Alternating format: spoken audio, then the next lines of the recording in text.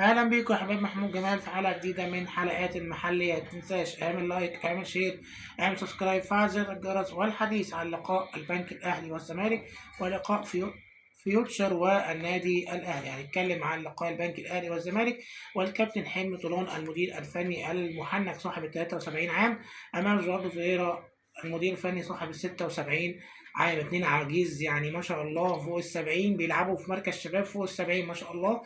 نادي البنك الاهلي بيلعب ب 4-3-3 قدام نادي الزمالك اللي بدأ اللقاء بخطه سيئه جدا، انك تخلي امام عاشور يلعب كرايت وينج باك، انك يعني تزيل من مهامه، ان مهامه في وسط الملعب لاعب وسط ملعب بيقدر يحرك الكره قدام، بيقدر بيشوط بشكل قوي جدا. انك بدات محمد اشرف رؤى وعمرو السيسي امام دفاع قوي جدا لنادي البنك الاهلي بقياده احمد ياسين، وسط ملعب قوي جدا بقياده محمد فتحي اللي اتصاب في اول ربع ساعه، واضطر الكابتن حلمي طولان ينزل احمد توفيق، لكن امتلك وسط الملعب في الشوط الاول بشكل كبير جدا. اضاع فرص عديده لكريم بامبو، كوره على الطاير وكوره صلحها له ناصر منسي، لكن يعني الشوط الاول كان في رعونه من نادي الزمالك، كان في توهان لوسط الملعب والاجنحه، لكن نادي البنك الاهلي كان متماسك جدا جدا جدا، واستطاع ان يطلع الكابتن حلمي طولان بالشوط الاول 0-0. الشوط الثاني وتغييرات جواردو فيريرا رجع للحاجه اللي كان المفروض يبدا بيها، رجع امام عاشور في وسط الملعب، نزل نبيل عماد دونجا ويوسف اسامه نبيه صاحب الهدف ونجم اللقاء طبعا وعريس اللقاء،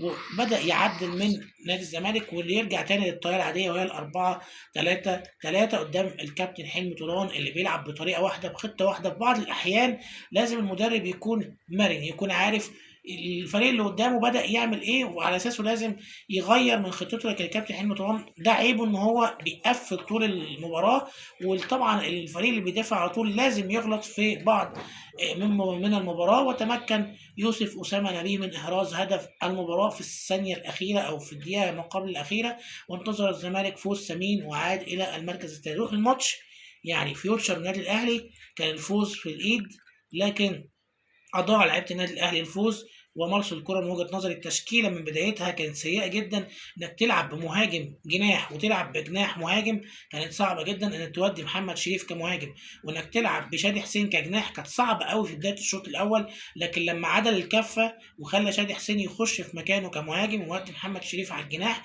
يعني تمكنا من إحراز الهدف من إن شادي حسين هو كان المحطة اللي اتسند عليه، وبذلك حسين الشحات استطاع أن يحرز الهدف. نرجع للشوط الأول من بدايته. مارس الكرة لعب ب4-2-3-1، شادي حسين جناح شمال، حسين الشحات وقفشة اللي بيلعب أساسي النهاردة، وفي الهجوم محمد شريف. في البداية كان فيوتشر متماسك طبعا إلى أن تهور عمر كمال عبد الواحد، يعني لعبة ملهاش أي 30 لازمة. تهور على محمد عبد المنعم وأخد كارت أحمر مباشر. الكابتن محمد أمين عمر ادى انذار، لكن الفار استدعاه وادى كارت احمر.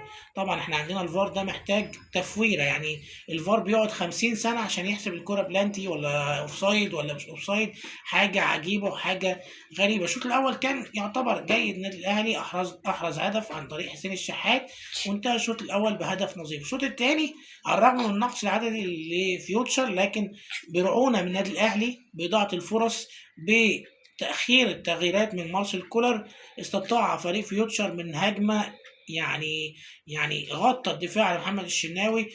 جوناثان مجوين ارتقى الكرة وعبد الكبير الوادي استطاع ان يحرز هدف التعادل. خسارة كبيرة النادي الاهلي ان الاستمرارية في الفوز، استمرارية في حصد النقاط. طبعا تعادل، طبعا لسه الاهلي في الصدارة، لسه بدري جدا. الماتش الجاي ماتش يعني يعتبر في المتناول، مفيش ماتش سهل وماتش صعب، لكن هارد لك الاهلي على النقطة. مبروك لنادي فيوتشر على النقطة في اخر الكلام. السلام عليكم ورحمة الله وبركاته.